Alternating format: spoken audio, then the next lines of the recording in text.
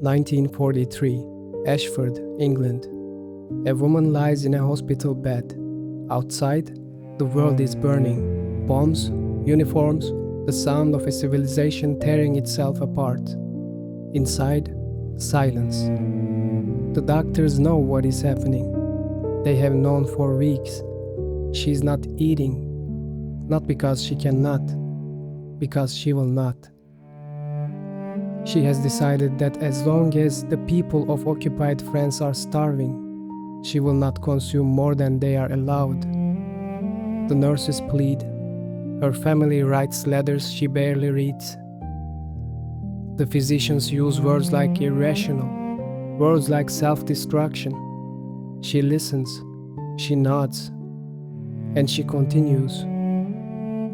There's a notebook on the table beside her bed, pages filled with handwriting so small it seems to be whispering.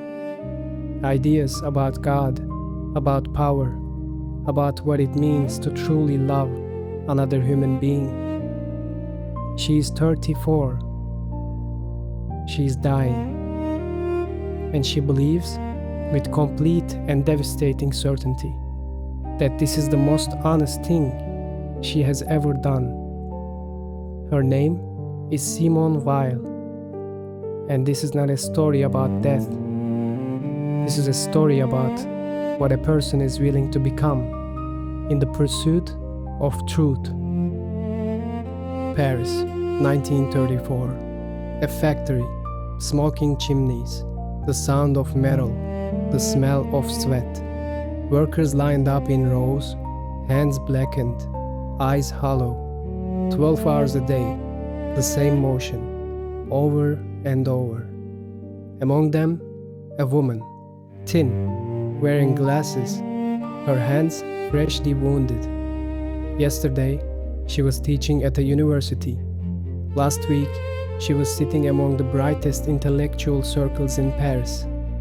We don't know what her family said to bring her back. What we know is this: she chose to stay. Her name was Simone Weil, and this was the smallest sacrifice of her life. Simone Weil was born into a world where every door was open. Her father, a respected doctor. Her mother, educated, cultured. The family wasn't wealthy in the extravagant sense, but they were safe, comfortable, protected. From the beginning, it was clear Simone was different. At 12, she taught herself ancient Greek. At 14, she was reading philosophy. At 22, she graduated from the École Normale Supérieure, France's most prestigious institution. In her graduation class was Simone de Beauvoir. Beauvoir finished second that year. Weil finished first. An academic career waited for her, a respected life, a safe future. And it was precisely at this moment that she stopped and looked around. Where was the suffering she had read about in books? Where was the exhaustion of the workers? Where was the real sound of war? For Weil, understanding was only possible through living, no other way. In 1934, she took a leave from teaching and entered a factory as a laborer. She told no one why. She woke at 5 in the morning. She stood at the machine. When she made mistakes, the foreman shouted. Her hands bled. The headaches never left. The journal she kept that year is one of the rarest documents in history of philosophy. She didn't only write about her pain, she wrote about what pain teaches. Fatigue, she said, severes a person from thought, and that is the deepest slavery. After the factory, she went to Spanish Civil War, not to carry a weapon, to bear witness. Then to the south of France, harvesting grapes alongside farm workers.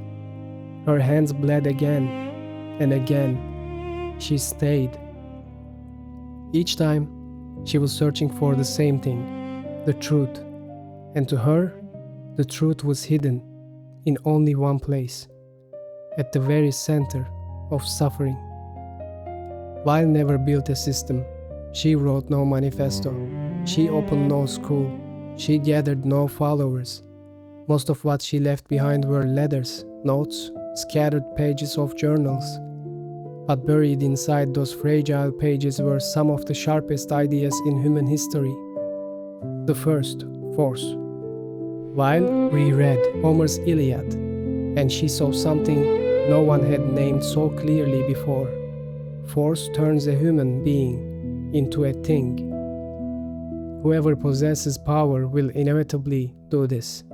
Reduce the other to an object, and over time, the one who wields power becomes enslaved to it as well. War reveals this in its most naked form. Both the oppressor and the oppressed become gears in the same machine. Second, for Weil, the highest moral act is genuine attention, to look at another human being fully, silently, without judgment. Love, she said, is attention, not solving, not consoling, simply seeing. The third, and perhaps the deepest of all, decreation. Weil called it the dissolution of the self. God, she said, withdrew in order to create the universe, made space, and humans must do the same in order to love. Let go of the ego, stop insisting on existing, disappear. To her, this was not weakness. This was the highest freedom available to a human being. 1942. Nazi Germany had occupied France. The Weil family, Jewish, fled first to Marseille, then to America. Simone went with them, but in spirit, she never left. In London, she began working with the Free French Forces.